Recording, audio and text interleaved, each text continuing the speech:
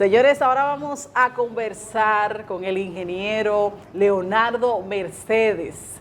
Bienvenido a la revista, Leonardo. Un tema muy interesante para compartir con usted el día de hoy, la presa de Monte Grande. Leonardo es de los dirigentes de la coalición Enriquillo en la zona entre Barahona, Bauruco y toda esa zona. Y nos tiene datos sobre lo que está pasando en la presa de Monte Grande, que a pesar de que fue inaugurada en el enero pasado del año pasado, pues los moradores de la zona dicen que no le han hecho las obras complementarias, le deben dinero, no le han hecho las construcciones que tenían que hacerle, no le han hecho, le inundaron todas sus tierras, no tienen dónde producir. Bueno, ahora queremos saber qué es lo que está pasando, Leo. Muchísimas gracias y muy contento porque quien me recibe de primera es una joven tan agradable. No, todos los hombres no lo pueden recibir, eso es ilógico. Cuéntanos qué es lo que está pasando. Bueno, mira, ahí es terrible. A pesar de que Monte Grande es para nosotros una gran esperanza, cuando digo nosotros me refiero a todos los pobladores de la región Enriquillo y también una parte de Asua. Y esa es una obra que después de lo que significó el ingenio de Barahona en 1920, en la primera mitad del siglo pasado, pues esto no tiene parangón.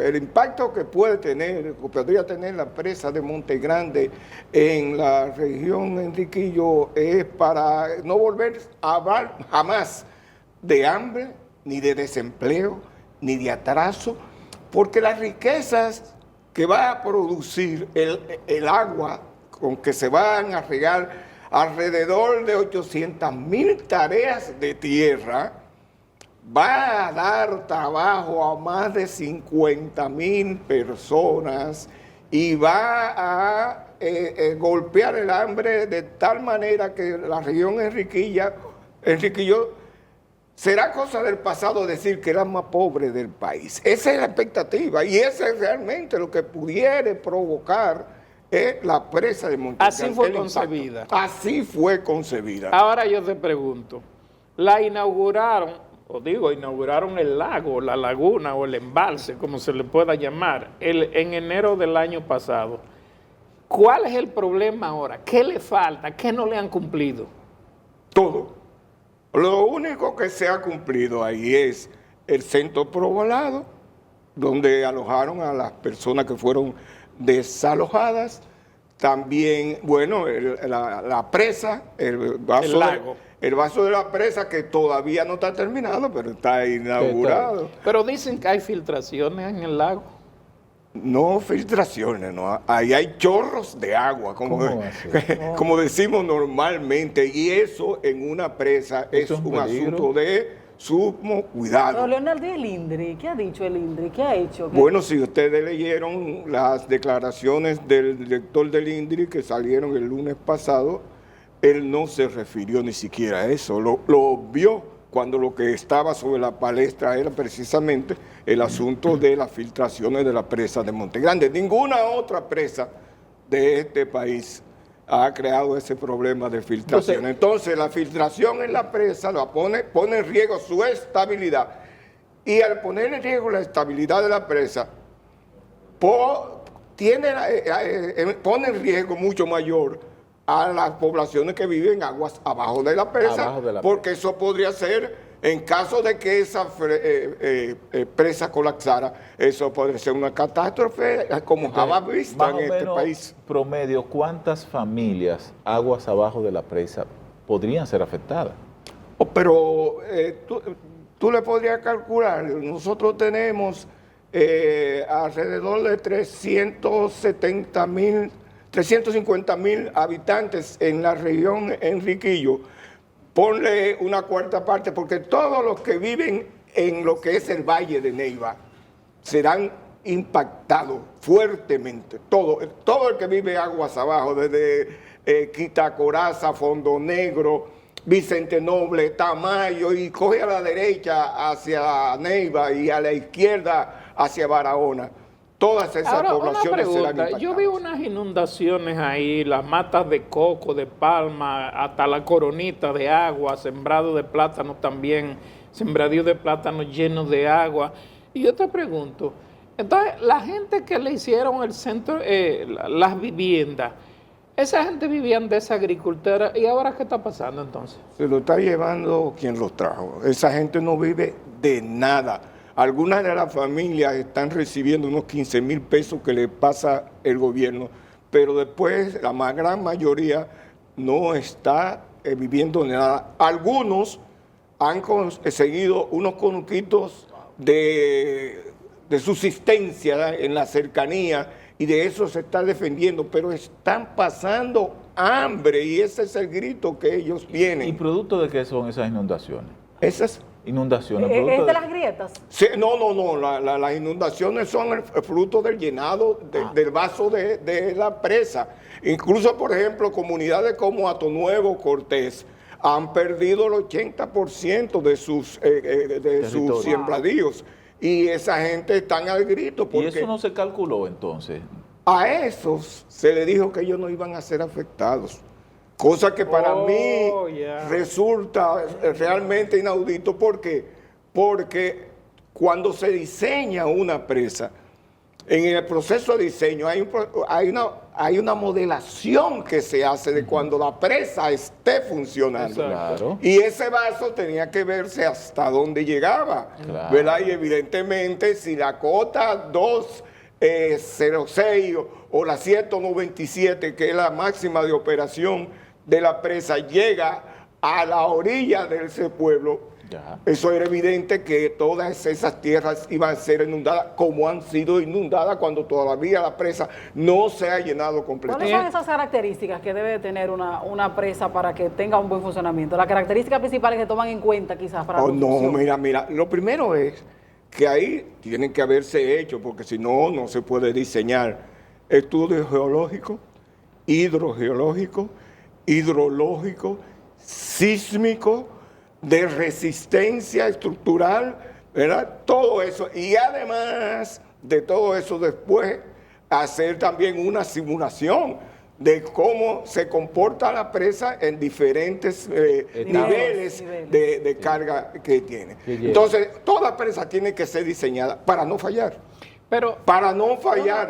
Desde que una presa Falla. y que durante su vida es útil, no presente ningún tipo de irregularidad. Ahora, esa tenía que presentarlo. ¿Por qué? Porque no hubo la rigurosidad en términos de la supervisión de la propia presa, porque la supervisión estaba capturada por el contratista Andrade Gutiérrez, que es brasileño. La supervisión también es brasileña. Entonces, ahí había confabulación. Y el grito de los técnicos dominicanos en relación con vicios de construcción que se manifestaban era terrible. Y ahora, esas fugas que se están produciendo o esos vicios que evidencia el agua que está filtrando, ¿dónde se registran? Bueno, eso debe haber un monitoreo permanente, constante, un control de eso, porque por el riesgo que significa, hay que darle seguimiento para ver si el caudal de agua que está fluyendo crece en el tiempo. Porque si crece y pasa de lo que es el rango de permisibilidad que es posible que se haya considerado en el diseño de la presa, entonces ya ahí el problema es mayúsculo y hay que actuar de inmediato para corregir esa fuga. Ahora, si queda dentro de ese rango de permisibilidad y es manejable, entonces el riesgo es muchísimo menor. Ingeniero, esa presa la inauguraron en enero del año pasado. Las obras, los canales laterales, los canales principales, la hidroeléctrica, el acueducto, toda esa cosa se está trabajando. Yo lo estoy preguntando porque ellos anunciaron que la presa llevaba todo eso. Pero que mira, déjame decirte, esa presa fue contratada con todos esos componentes en el 2009. En el 2014 se inició la construcción del vaso de la presa, ¿verdad? Cuando se supone que ya lo que era la segunda etapa, que era estudios de diseño, había terminado. Sí. Pero ¿qué ocurre? Que comenzaron la construcción, tercera etapa, sin que todos los estudios de diseño de todos los componentes del proyecto múltiple Monte Grande fueran terminados. ¿Qué ahora? Eso es grave. Tú oíste al propio director del INDRI, mi amigo y colega Olmedo Cava Romano, diciendo que ahora están contratando los diseños de las obras complementarias y que para eso han conseguido un nuevo préstamo más otro dinero que dispone el Estado Dominicano, que suman 336 millones de dólares, que si tú se lo sumas a los 623 con que hasta ahora está la presa, ya tú tienes cerca de 1.000 millones de dólares en esa presa que no debió costar más de 300 o 400 millones de dólares. O sea, no se ha hecho ninguna de las obras complementarias. Ninguna de las obras complementarias. En la única de las obras complementarias que se ha trabajado es en la represa de Santana, que es la que represa el agua, un poco agua abajo, más arriba de Tamayo, donde le llaman Santana, para el gran canal de riego del ingenio Barahona, que es el gran usuario de las aguas del Yaque del Sur en el Valle de Neiva. ¿Qué le falta a la gente que fueron desalojadas? Estamos hablando de 285 familias. ¿Qué no le han 390 familias. ¿Qué es lo principal? Haberle dado el medio de subsistencia para ellos poder mantener su familia, desarrollarse y aportar a la sociedad dominicana en términos de producción de alimentos. Le quitaron lo que ellos tenían y no lo han asentado. Lo único que a ellos les dieron fueron las viviendas del centro poblado a las 390 familias, ¿verdad? Pero más nada. Bueno, y algunos le han pagado parte de los daños recibidos por la destrucción de sus mejoras y de sus cosechas. ¿Tienen centros de salud? ¿Tienen centros comunitarios? Se trata ya, debe haber terminado, estaba terminando ya el centro de salud, el centro comunitario todavía no ha empezado, el play no ha terminado, hay cosas que no han terminado todavía. Pero lo principal por lo que ellos han estado luchando desde entonces es porque le entreguen sus 30 tareas de tierra. En estos días, el día 5 de este mes, Paliza se presentó allá, pero Paliza no fue prácticamente con nada nuevo, fue con la misma promesa que había hecho Olmedo Cava Romano en la reunión del 11 de octubre en el INDRI, y que había planteado que, bueno, se estaba buscando tierra, pero que si no se conseguía la tierra, le iban a dar dinero. Ese no fue el compromiso. Esos campesinos no se dieron sus tierras por dinero, porque ellos han vivido siempre de la tierra. Y los 2 chelitos que le den, porque cheles que le quieren dar, le quieren pagar menos de la mitad de lo que vale la tierra en esa zona. Entonces lo que van a hacer es que se lo van a comer, algunos se van a convertir en motoconcheros, en pulperos. Y demás. Se nos está acabando el tiempo. ¿Cuál es la acción que ustedes van a tomar ahora frente a esta situación? Sintetícenos eso. Lo primero es recomendarle al Estado Dominicano y al INDRI de manera particular que no reciba la presa de Monte Grande como está. Que no se atreva a recibirlo, que el contratista Andrade Gutiérrez tiene la responsabilidad de corregir esas fugas y todas las fallas que se han dado en la presa de Monte Grande, por la cual la presa todavía no ha podido ser probada en su totalidad ni puesta a operar de manera regular. El Estado Dominicano tiene que ser responsable a través del INDRI de que el pueblo dominicano no sea estafado de esa manera, que ya de por sí lo ha sido, porque ahí en esa presa no hay 623 millones de dólares invertidos. Ustedes saben que han habido 4 elecciones, 3 reelecciones en durante el tiempo de ejecución de esa obra. Ustedes saben lo que se hace en este país con los dineros de las obras públicas cuando hay elecciones.